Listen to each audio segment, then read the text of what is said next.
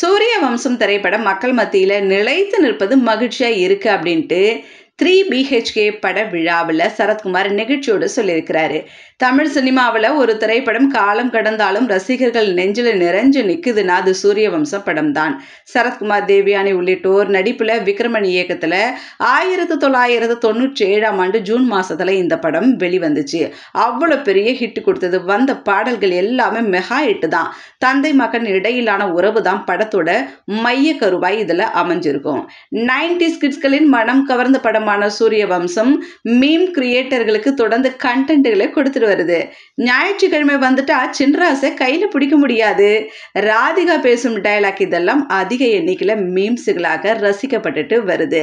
தமிழ்ல வெற்றி அடைந்த இந்த படம் அதுக்கப்புறம் தெலுங்கு, ஹிந்தி, கன்னடம் அப்படின்ட்டு 3 மொழிகள்ல ரீமேக் செய்யப்பட்டது.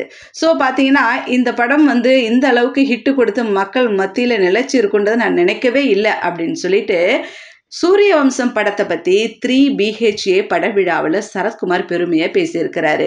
சூரியவம்சம் பட காட்சியை 3 BHK குழு ரீக்ரியேட் செஞ்சதும் வைரல் ஆயிட்டு வருது.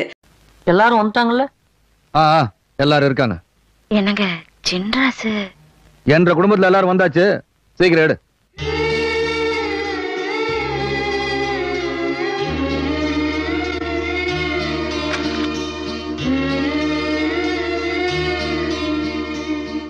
அந்த படத்தில் நடித்த சரத்குமாரும் தேவயானியும் இந்த 3 BHK நடிச்சிருக்கிறாங்க. இந்த படமும் கூடிய சீக்கிரத்தில், அதாவது ஜூலை ஸ்டார்டிங்லலாம் வெளிவந்துடும் அப்படின்ட்டு எதிர்பார்க்கப்படுது.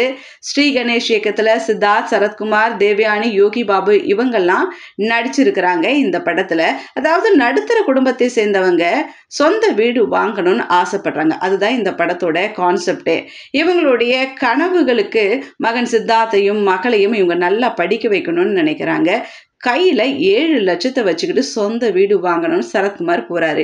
7 லட்சத்துல சொந்த வீடா சார், நீங்க எந்த காலத்துல இருக்கிறீங்க அப்படின்ட்டு அந்த கட்டுமான நிறுவனத்தினர் இவர்கிட்ட சொல்றாங்க. இதனால தொய்ந்த முகத்தோட வீட்டுக்கு திரும்பி வராரு. எப்படியாவது 3 BHK வீட்டை வாங்கிடணும்னு நினைக்கிறாங்க. இவங்களுடைய கனவு நினைவாச்சா? அதுதான் இந்த படத்தோட கதையே. இந்த படத்தோட ப்ரமோஷன் விழாவில் சூரியவம்சம் படத்தின் காட்சியை படக்குழுவினர் ரீக்ரியேட் பண்ணியிருக்காங்க. அந்த காட்சியில சரத்குமார், தேவயானி உள்ளிட்ட குடும்பத்தினர் போட்டோவுக்கு போஸ் கொடுக்கறாங்க. அப்போ போட்டோகிராஃபர் எல்லாரும் வந்தாச்சா அப்படின்னு கேட்க, அதுக்கு சரத்குமார் எல்லாரும் வந்தாச்சு அப்படின்னு சொல்றாரு. அதுக்கு தேவயானி, என்னங்க சின்ராசு அப்படின்னு சொல்லும்போது சித்தார்த்த பாவமா ஒரு ஓரத்துல ஏக்கத்தோட நின்றுட்டு இருக்கிறாரு. அப்போ சரத்குமார், என்ற குடும்பத்தில் எல்லாரும் வந்தாச்சு, நீ சீக்கிரமா எடு அப்படின்னு சொல்றாரு. இந்த வீடியோ தான் இப்போ சோஷியல் மீடியாவில் ட்ரெண்டிங்கில் போயிட்டு இருக்கிறாரு. சரத்குமாரோட இந்த காட்சியை பார்க்கும்போது எல்லாருமே இந்த சூரியவம்சம் படத்தில் நடந்த காட்சியை நினைவுக்கு கொண்டு வராங்க. இது அவ்வளோ அழுகை, நமக்கு ரொம்ப சிரிப்பாக வருது.